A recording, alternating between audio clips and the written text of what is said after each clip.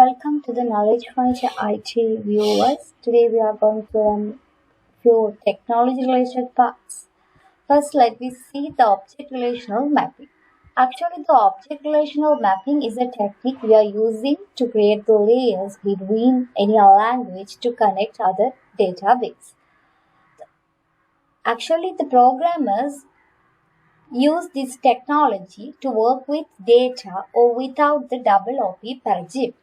Here, we can save data as per the manner like the objects. We can store the data into the database as the shape of objects. So, this will called as object relational mapping. The mapping will be comes into two parts.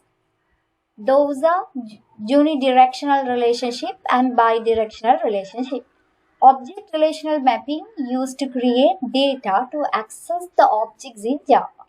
Actually, the ORM technique is used to work with and create work with relational data sources and which with logical business models.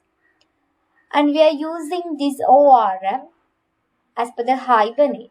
Actually, Hibernate, which means we are mapping the object-oriented domain as well as the relational database. So we are using this high-level object to handle almost all functions in Java. Let me see the JDBC technology. Actually, JDBC is the abbreviation Java Database Connectivity. If you want to connect your code with JDBC, you need the JDBC driver. It's the API that manages and connect the database.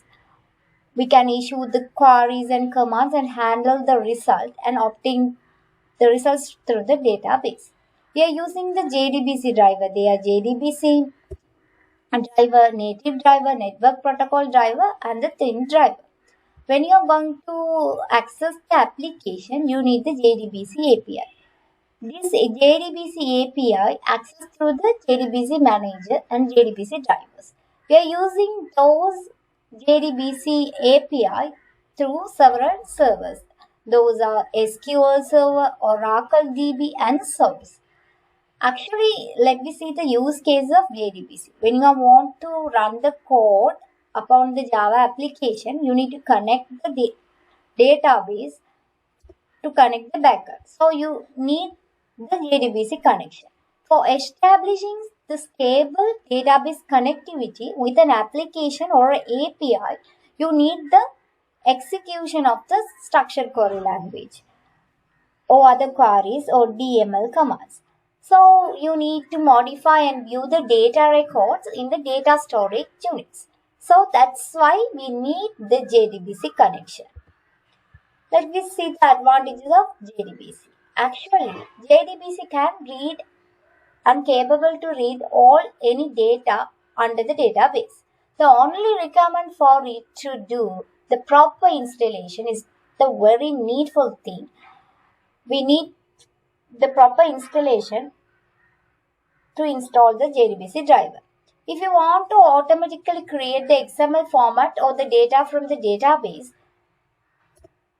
you need the required content to be converted, and it provides full support to query and store procedures. So if you want to provide or support both synchronized or asynchronized processing, you can move to the JDBC. We can send the source from one side to another side in both modes, synchronized and asynchronized.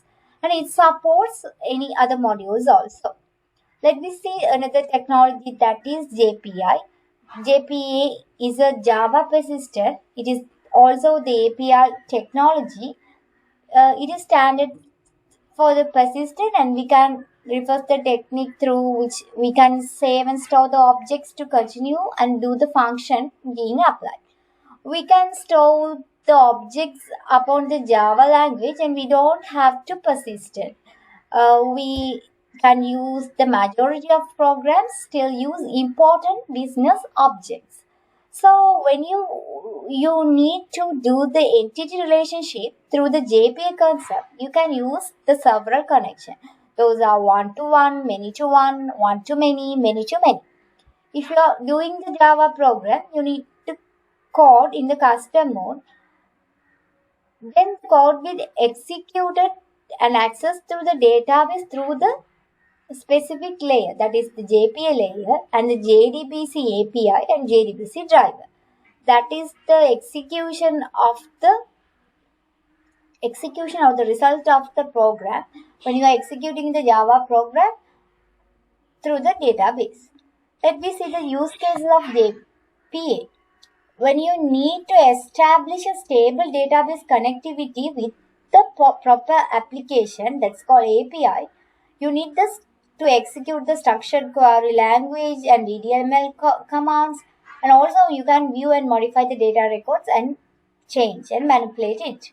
If you write your program in HTML or a JSP or a Java class, you need to access this JPA API through the presentation layer under the OSI model.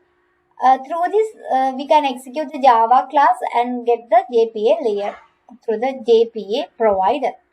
Let me see the advantages of JPA.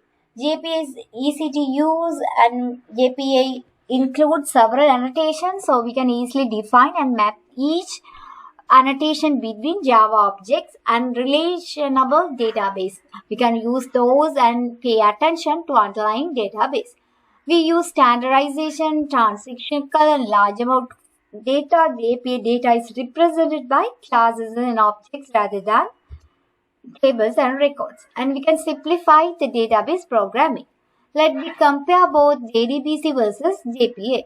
Actually, JDBC we know don't need to create any connection in case of JPA, and we can create the JDBC. We need to create your own connection pool. If you want to connect your JDBC as a JPA set of objects, we don't need to learn SQL language.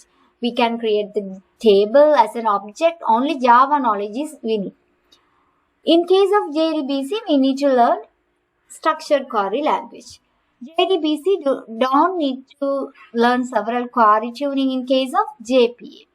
If you want the JPA, you can use JDBC. We need to tune the queries. Let me compare the development. JPA's development slower. JDBC it's when we compare as per the productivity, it is good, and because we don't need to write any queries.